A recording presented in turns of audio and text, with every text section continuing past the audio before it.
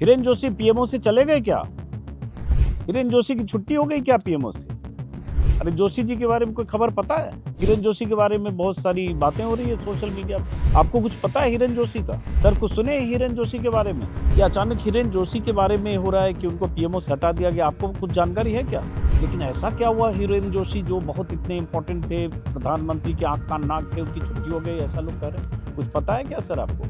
हिरेन जोशी जोशी जी के हिरेन जोशी इस तरह के फोन कल से लेकर जब मैं वीडियो रिकॉर्ड कर रहा हूं तब तक कम से कम 30-40 मेरे पास आ चुके हैं और अलग अलग जगहों से। कोई लखनऊ से फोन कर रहा है, कोई चंडीगढ़ से, कोई बॉम्बे से और दिल्ली से बहुत सारे लोग। वो लोग जिन्हें जानना है कि हिरेन जोशी का हुआ क्या है।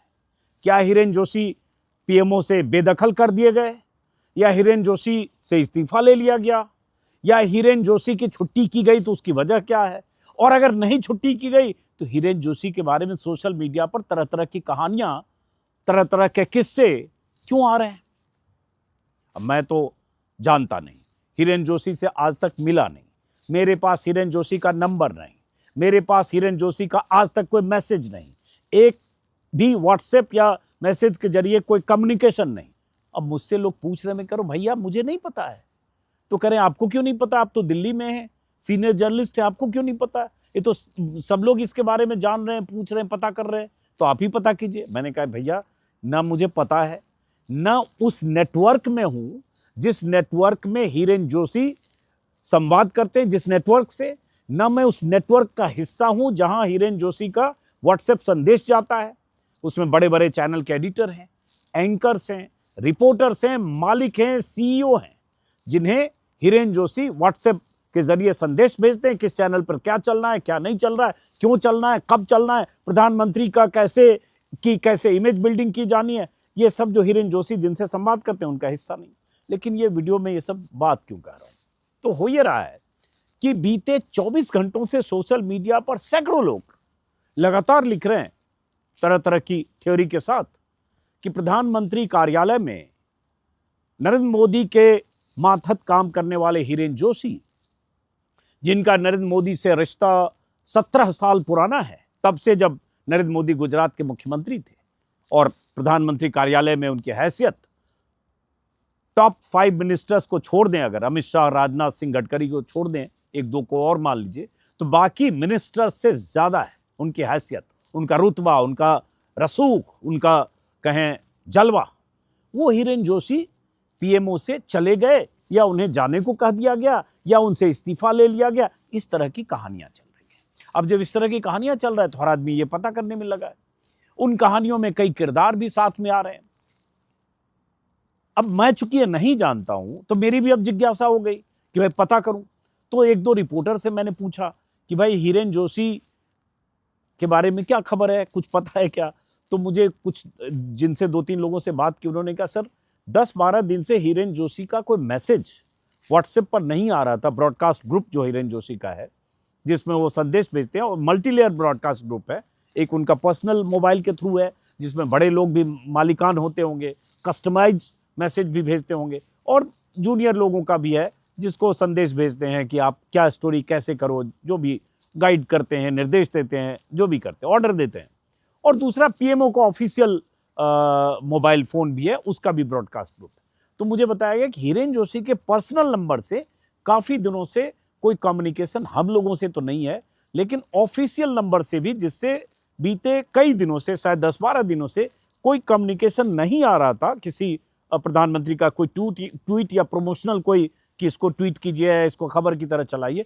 वो आज 2 खबरें, एक प्रधानमंत्री का ट्वीट है और एक और इस तरह की जानकारी हिरेन जोशी की तरफ से, मतलब उनके ऑफिशियल हैंडल से, पीएमओ का जो ऑफिशियल हैंडल, मतलब ऑफिशियल फोन है, कम्युनिकेशन उससे आया है। तो इसका मतलब 12-14 दिन बाद आज मैसेज आया पीएमओ का जो ऑफिशियल हिरेन जोशी का नंबर है उस नंबर से, लेकिन पर्सनल नंबर से जिससे कर रहे हैं वो पता नहीं, लोगों को नहीं अंदाजा है कि आखिर हुआ क्या है। तो हिरेन जोशी, मैंने एक बार हिरेन जोशी पर, मुझे लगता है राजदीप सरदेसाई ने जब किताब लिखी थी, जो सीनियर जर्नलिस्ट हैं, तो उस पर बात की थी। लेकिन कल से चर्चा इसलिए होने लगी क्योंकि हिरेन जोशी, उनकी कुछ विदेश यात्राएं, उनसे कुछ जो उनके बिजनेस इंटरेस्ट या उनका जो दबदबा है पीएमओ में, और जिस तरह से उस दबदबा का इस्तेमाल करके मीडिया में प्रधानमंत्री मोदी के लिए मीडिया में महामानव की छवि गढ़ने की जो मुख्य भूमिका हिरेन जोशी निभाते हैं, उसको लेकर और जिस तरह से वो निर्देश देते हैं उसको लेकर बीजेपी में भी कहें तो बहुत सारे मंत्रियों में भी कुछ नाराजगी होगी। लेकिन कुछ खबरें बहुत कुछ आई पीएमओ में, ऐसा कहा जा रहा है कि अमित शाह और जेपी नड्डा, ये सब सोशल मीडिया पर जो तैर रही है चीज़ें, मैं इसकी पुष्टि और खंडन मैं नहीं कर सकता, बल्कि प्रधानमंत्री कार्यालय से की तरफ से भी कुछ नहीं कहा गया। और वो सारे पत्रकार बहुत सारे जो हिरेन जोशी के व्हाट्सएप संदेश को ब्रह्मवाक्य समझकर चलाते हैं खबर की शक्ल में या ट्विटर पर जो भी नैरेटिव घटते, वो सब भी इस पर मोटे तौर पर सब चुप है। लेकिन कल इस खबर ने जोर पकड़ा जब कांग्रेस के जो प्रवक्ता हैं पवन खेड़ा, उन्होंने प्रेस कॉन्फ्रेंस करके कुछ गंभीर आरोप लगाए हिरेन जोशी पर, हिरेन जोशी के नेटवर्क पर। तो मैं पहले चाहता हूं कि पवन खेड़ा ने क्या कहा वो सुनिए, क्योंकि मेरे पास कोई अधिकृत जानकारी नहीं है।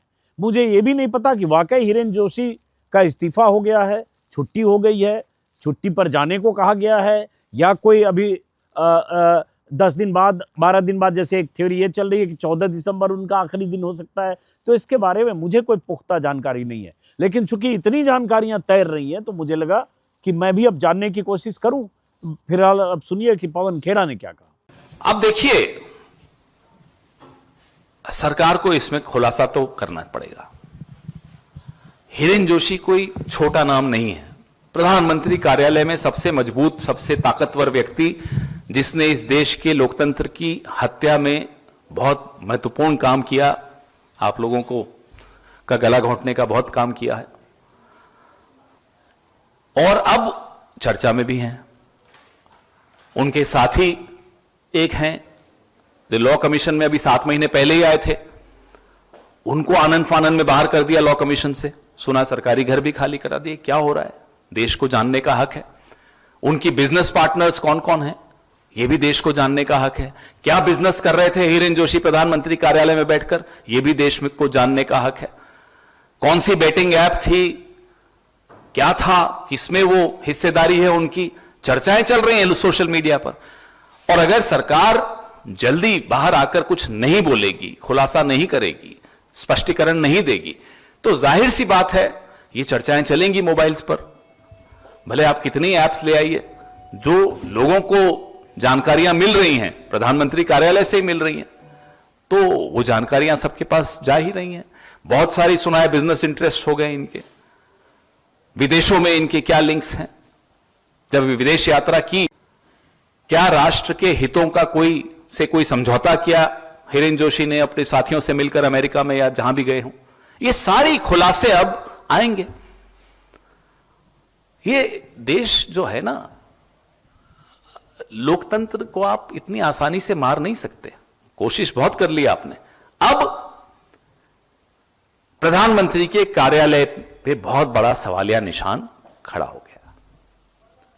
एक महत्वपूर्ण व्यक्ति, उसके रिश्ते, व्यावसायिक रिश्ते, उसके निजी रिश्ते, क्योंकि निजी कुछ नहीं होता प्रधानमंत्री के कार्यालय में, क्या निजी है, सार्वजनिक ऑफिस है वो। क्या संबंध किससे हैं, उन संबंधों का क्या नुकसान इस देश को हुआ, ये पारदर्शिता से देश को जानने का हक है। और सरकार का कर्तव्य है कि पारदर्शिता से हिरेन जोशी का पूरा प्रकरण देश के सामने रखें, नहीं तो हम तो रखेंगे ही।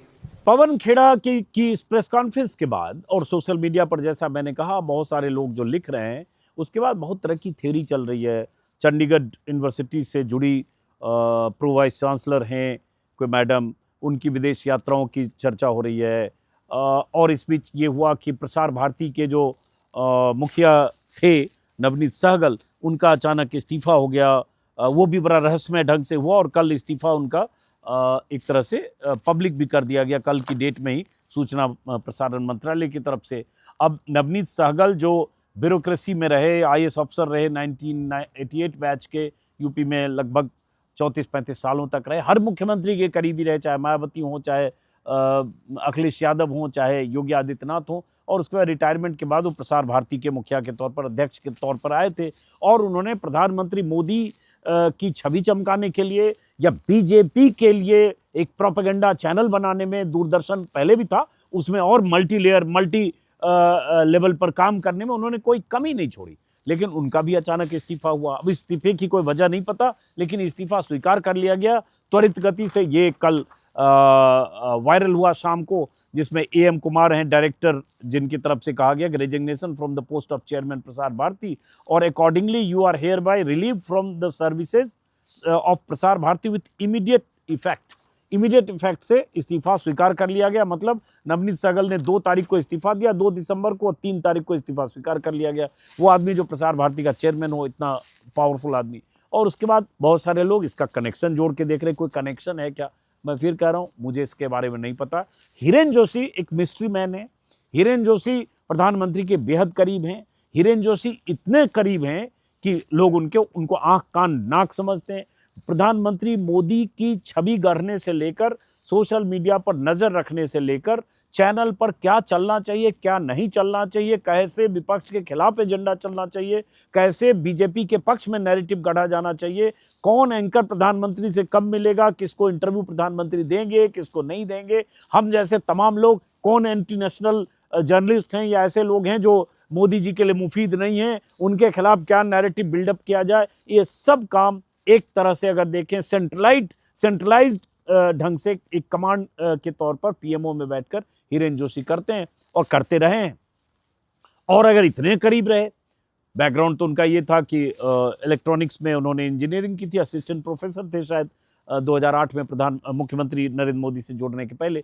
उसके बाद लंबा, जैसा कि मैंने कहा, 2008 से 2025 तो लगभग 17 साल का इतना क्लोज एसोसिएशन अचानक अगर ब्रेक हुआ, मैं अगर बोल रहा हूँ, तो ये क्यों हुआ। और अगर नहीं हुआ तो वो लोग जो हिरेन जोशी के मैसेज को ब्रह्म वाक्य मानकर सर्कुलेट करते हैं, या वो उसी तरह का नैरेटिव गढ़ने के लिए लगातार ट्वीट करते हैं, वो लोग ये क्यों नहीं आकर लगातार कह रहे हैं कि अफवाह है, गलत है, हिरेन जोशी वही है, कुछ हिरेन जोशी का बिगड़ा नहीं है, या ये अफवाह फैलाया जा रहा है। वही 10, 20, 25 लोग जो हिरेन जोशी के लिए दिन रात हर तरह का नैरेटिव गढ़ते हैं या इस तरह के प्रोपेगेंडा वार का हिस्सा बनते हैं, टूल किट का हिस्सा, जो हिरेन जोशी की टूल किट है उसका हिस्सा है, वही सब लोग कुछ लिख रहे होते, वो लोग भी सन्नाटे में। तो इसका मतलब बहुत सारी जिज्ञासाएं हैं। अब उन जिज्ञासाओं का समाधान तभी होगा जब कुछ अधिकृत तौर पर आएगा। फिलहाल मैं आप लोगों से भी कहूँ कि मुझे फोन जो लगातार लोग कर रहे हैं कि हिरेन जोशी का क्या हुआ, छोड़ गए क्या, हटा दिए गए क्या, हैं क्या, पता नहीं, तो मुझे कुछ पता नहीं है, क्योंकि मैं उस नेटवर्क का हिस्सा नहीं हूँ। लेकिन जानना चाहूँगा, अगर आपको कुछ पता हो आप में से किसी को, तो ज़रूर कमेंट बॉक्स में लिखिए, या हमें अगर हमारा नंबर है तो बताइए, हम भी जानना चाहते हैं। जाहिर है सबकी जिज्ञासा है। तो हिरेन जोशी पर जो एक मैंने पहले वीडियो किया था, मैं चाहता हूँ, चूँकि इंटरेस्टिंग कैरेक्टर है, अचानक उनकी चर्चा होने लगी है, तो मैं चाहता हूँ, वो पुराना वीडियो है राजदीप सरदेसाई की किताब पर आधारित जानकारियों के आधार पर, तो मैं चाहता हूँ उस हिस्से को भी आप देखिए। उम्र उनकी 54 साल है। राजदीप सरदेसाई ने जो लिखा है, इलेक्ट्रॉनिक्स से इंजीनियरिंग किया है, बांसवाड़ा में कुछ दिन तक उन्होंने इंजीनियरिंग कॉलेज में कुछ पढ़ाया भी है, और उसके बाद 2008 में मोदी जी से जुड़े, जब नरेंद्र मोदी गुजरात के मुख्यमंत्री थे, और तब नरेंद्र मोदी के कम्युनिकेशन के लिए वो गांधीनगर में CM हो गए, मुख्यमंत्री कार्यालय। और उस समय फेसबुक, ट्विटर भारत में नया नया आ रहा था, पॉलिटिकल पार्टीज़ के लोगों को, नेताओं को तो उसके बारे में ज़्यादा पता भी नहीं था। उसका इस्तेमाल करना नरेंद्र मोदी ने एक तरह से देखें सबसे पहले शुरू किया, उसके सबसे बड़े लाभार्थी भी हैं। तो उस इस्तेमाल करने के लिए जो बैकरूम मैनेजमेंट था पूरा, वो जोशी जी ने संभाला, जिनका नाम है हिरेन जोशी। और वहां से नरेंद्र मोदी से उनका रिश्ता बना, पूरी तरह से कमिटेड, लॉयल एक लीडर के लिए, और सिर्फ मोदी जी के लिए। और इसलिए मैंने कहा कि जोशी जी का संदेश मतलब मोदी जी का संदेश। मोदी जी जब विदेश में कहीं हो, चाहे देश में, हो सकता है किसी मंत्री या मुख्यमंत्री के लिए एक्सेसिबल कुछ देर के लिए ना भी हो, जोशी जी के लिए हर समय है। और जोशी जी कभी भी मोदी जी से बात कर सकते हैं, और मोदी जी तो कभी भी जोशी जी को निर्देश दे सकते हैं। तो जोशी जी के बारे में, हालांकि मैं कहूँगा राजदीप ने जोखिम मोल लिया, अभी इंडिया टुडे में काम कर रहे हैं, एंकर भी हैं।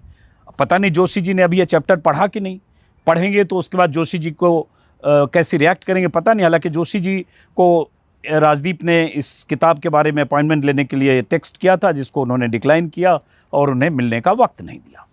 तो राजदीप सरदेसाई ने लिखा तो मुझे लगा ये इंटरेस्टिंग कैरेक्टर हैं जोशी जी, हिरेन जोशी, उनके बारे में बात की जाए इस किताब के हवाले से। जोशी जी के बारे में ये भी है कि उनकी पूरी स्क्रीनिंग का उनका सिस्टम है, हर चैनल पर किस चैनल पर कौन सी खबर कब चल रही है मोदी जी के बारे में, और पूरी तरह से मोदी जी के शान में कसीदे कौन कौन पढ़ रहे हैं उसकी उनके पास लिस्ट है, और मोदी जी के लिए थोड़ा भी उल्टा कौन बोल रहा है या बोल सकता है या लिख रहा है उसकी भी लिस्ट है। एक रेड फाइल, एक ग्रीन फाइल, बीच में एक येलो फाइल है, पूरा डोजियर है जोशी जी के पास, और उसके हिसाब से वो सब कुछ तय करते हैं, पूरा कंट्रोल, मीडिया का एक कंट्रोल रूम चलाते हैं। तो इसमें राजदीप ने बहुत सारी कहानियां लिखी है, और उन कहानियों में हिरेन जोशी के बारे में, उनकी शख्सियत के बारे में, और कैसे मीडिया मैनेजमेंट करते हुए चैनलों पर नियंत्रण करते हैं, कैसे उनके गुड बुक में जो रिपोर्टर्स हैं, प्रोमोटर्स हैं या जो लोग हैं उनको मोदी तक एक्सेस होता है, इंटरव्यू कैसे तय होता है, इंटरव्यू उसी को मिलता है जो शुरू में मैंने कहा, उसी को मिलता है जिसे जोशी जी चाहते हैं, इंटरव्यू का वक्त भी वही तय करते हैं, लोकेशन भी वही तय करते हैं, और कई बार सवाल भी पर्दे के पीछे जोशी जी ही तय करते हैं, और किरदार और चेहरा तो तय करते ही। तो राजदीप ने विस्तार से लिखा है। तो ऐसे शख्स के बारे में भी बात होनी चाहिए। नेताओं के बारे में तो बात करते हैं, लेकिन बैकरूम बॉय। और जोशी जी के बारे में है कि अगर उन्हें लगता है कि ये चैनल में ये खबर सरकार के लिए सही नहीं है, ख़ास तौर से मोदी जी के लिए, तो तुरंत उसका कॉल उस चैनल को पहुंच सकता है। उसमें कुछ घटनाओं का भी जिक्र राजदीप ने इस किताब में की है, और राजदीप ने इस चैप्टर की जो शुरुआत की है खुद से की है कि जब 2021 में किसान आंदोलन के दौरान लाल किले की तरफ जब किसानों के जत्थे गए, और आईटीओ पर जब एक किसान की मौत हुई, ट्रैक्टर जो दौड़ा रहा था जिसमें कहा गया पुलिस ने गोली चलाई, पुलिस की गोली से मौत हुई कि किसान का ट्रैक्टर पलटा, ये अफवाह या कहानियां जो चल रही थी, उसी बीच राजदीप सरदेसाई समेत कुछ जर्नलिस्ट ने कुछ ट्वीट कर दिया था। गोली से मौत जैसी खबर वहाँ थी, वैसा माहौल था, तो ट्वीट कर दिया राजदीप सरदेसाई, मृणाल पांडे और 2-3 जर्नलिस्ट ने। उन सब के खिलाफ तुरंत एफआईआर और मुकदमे हो गए थे। उसका जिक्र राजदीप ने पहले वहाँ किया है कि कैसे उस वक्त लगा कि उनकी गिरफ्तारी हो सकती है, और अलग अलग राज्यों में उनके खिलाफ मुकदमे हुए, और कैसे छुपके रहने की प्लानिंग तक की गई, सैनिक फार्म में रहें, कहाँ रहें, उनके परिवार वाले परेशान रहे। तो ये सब, लेकिन उसके बाद मुख्य बात जोशी जी पर। जोशी जी के बारे में थोड़ा अंदाज़ा या थोड़ी जानकारी मुझे भी है, लेकिन इस किताब में जो है, जैसे इंटरव्यू को लेकर ख़ास तौर से हम लोग बार बार ये कहते हैं, हम सब लोग जानते हैं 10 साल में मोदी जी ने प्रेस का सामना प्रेस कॉन्फ्रेंस करके नहीं किया। अब तो 10.5 साल हो गए, और कहीं भी किसी प्रेस कॉन्फ्रेंस में ऐसा मौका प्रधानमंत्री के तौर पर उन्होंने नहीं दिया कि आप सीधे उनसे सवाल पूछें, जबकि ये इस मामले में इकलौते प्रधानमंत्री हाँ इंटरव्यू देते हैं, चुनिंदा, और वो किसको कब इंटरव्यू देंगे वो जोशी जी तय करते हैं। तो इसमें राजदीप ने लिखा है जोशी जी की ताकत, उनका इमरजेंस, कैसे उनको किसी ने बताया कि टॉप 3 जो पावरफुल हैं उसमें हिरेन जोशी हैं। एनडीटीवी के बारे में भी है कि एनडीटीवी पर कैसे कब्जा किया गया, या एनडीटीवी के मालिकों के लिए कैसी स्थिति पैदा कर दी गई प्रणय राय और राधिका रॉय को कि उन्हें एनडीटीवी से एग्जिट करने के अलावा या एनडीटीवी अडानी के हवाले करने के अलावा उनके पास कोई विकल्प नहीं था। वो भी कुछ लिखा है, वो भी आगे आता हूँ। 2 और किरदारों के बारे में लिखा है उन्होंने, अनिल बलूनी जो लोकसभा सदस्य हैं और बीजेपी का एक तरह से कहें तो मीडिया मैनेजमेंट इस सेंस में देखते हैं कि कौन से पैनल पे, किस चैनल पे कौन पैनलिस्ट जाएगा, ये सब अनिल बलूनी देखते हैं, और एक आईटी सेल के मुखिया अमित मालवीय, उनका भी जिक्र किया है। लेकिन इंटरेस्टिंग बात जो राजदीप ने लिखी, जो पहले एक बार मैंने भी कहा था, देखिए क्या होता है हर दौर में कोई मीडिया मैनेज करता है प्रधानमंत्री की तरफ से, प्रधानमंत्री कार्यालय में, और पहले क्या होता रहा है, मनमोहन सिंह के समय 2 जर्नलिस्ट उनके मीडिया मैनेजमेंट करने के लिए जुड़े थे। शुरू में मुझे लग रहा हरीश खरे थे द हिंदू वाले, बाद में संजय बारू रहे, और आखिरी दौर में अगर मुझे याद है तो पंकज पचौरी एनडीटीवी के थे, वो रहे। तो ये तो मीडिया से कनेक्टेड लोग थे जो प्रधानमंत्री के मीडिया सलाहकार हुए। लेकिन हिरेन जोशी इंजीनियरिंग बैकग्राउंड के हैं, कमिटेड है मोदी जी के लिए, और नियंत्रण करने की भयंकर प्रवृत्ति है। मुझे कई पत्रकारों ने बताया कि व्हाट्सएप ग्रुप से हिरेन जोशी ब्रॉडकास्ट ग्रुप है, और उस ग्रुप के जरिए पत्रकारों को, एंकर्स को, खासतौर जिनको भेजना चाहते हैं और एडिटर्स को, वो संदेश भेजते हैं कि आज क्या खबर कैसे चलनी है। जो पैनल डिस्कशन होगा, उसकी लाइन क्या होनी चाहिए, विपक्ष को कैसे आज इस मुद्दे पर घेरा जा सकता है, और इस मुद्दे पर मोदी जी ने क्या ऐतिहासिक फैसला किया, क्या काम किया। इसलिए कई बार आप देखेंगे कि एक ही तरह के ट्वीट्स बीजेपी के नेता करने लगते हैं, उसी तरह के ट्वीट्स को मोदी सरकार के मंत्री करने लगते हैं, उसी तरह के ट्वीट्स आईटी सेल की तरफ से आने लगते हैं, और उसी तरह के ट्वीट्स दर्जनों एंकर्स और रिपोर्टर की तरफ से आने लगते हैं।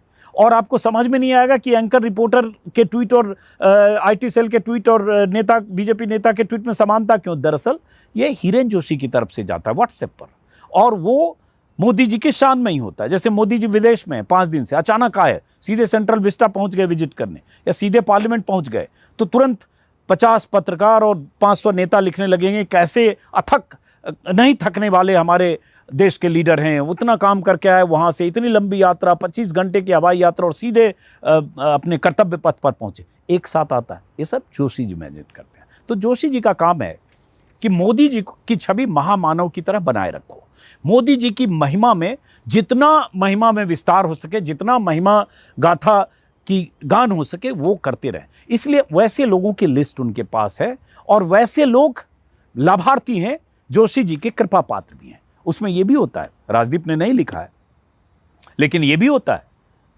कि अगर अरविंद केजरीवाल का इंटरव्यू हो रहा है जेल में आने के बाद, और उस समय कोई ऐसी स्थिति है चुनाव की या गर्मा गर्मी है, लोकसभा चुनाव का माहौल है, तो केजरीवाल विस्फोटक बोल सकते हैं।